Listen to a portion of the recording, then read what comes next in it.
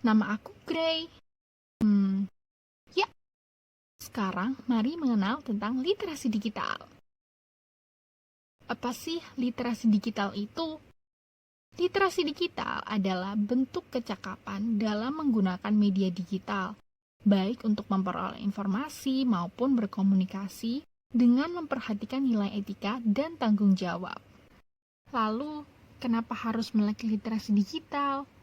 Apakah bermanfaat? Tentu, manfaat literasi digital diantaranya yang pertama, menghemat waktu dan biaya. Kita dipermudah dalam mencari referensi terkait semua informasi yang kita butuhkan melalui internet.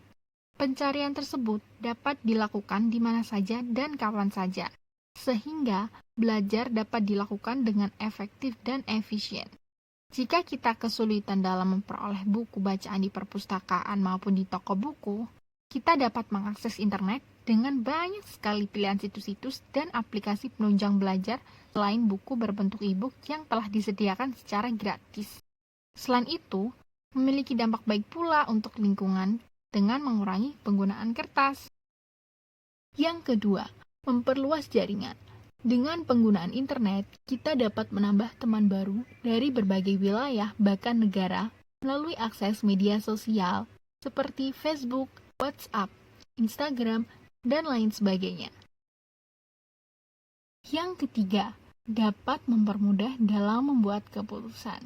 Dengan mencari tahu dan membandingkan beberapa informasi di internet dengan cepat dan mudah, maka keputusan selanjutnya bisa segera dibuat.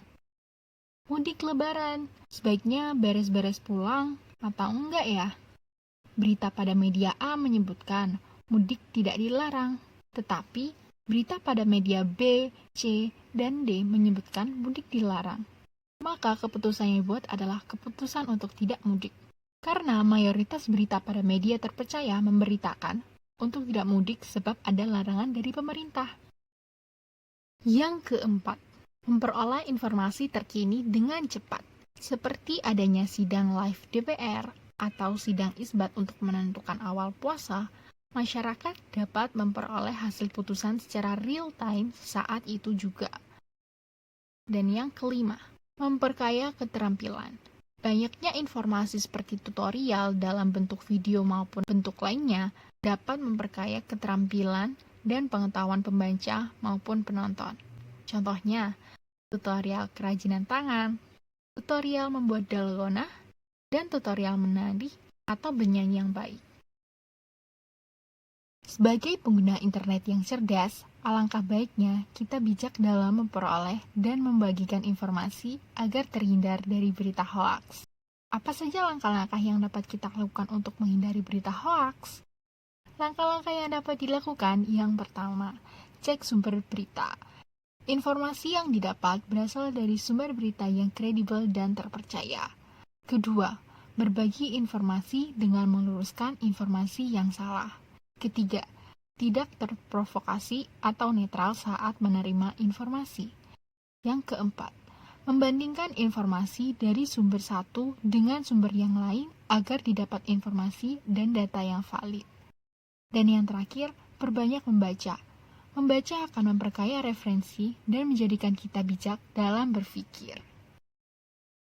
Dengan langkah-langkah di atas, kita dapat berupaya dalam menciptakan atmosfer positif di dunia digital dengan meningkatkan literasi digital, sehingga kita dapat melawan fenomena post-truth dengan membentuk kecerdasan emosional digital dan mendorong masyarakat untuk berpikir secara kritis.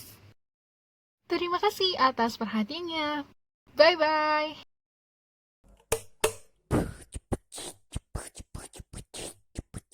Klik like and subscribe untuk mendukung Gray memberikan banyak informasi lainnya. Bye-bye. See you.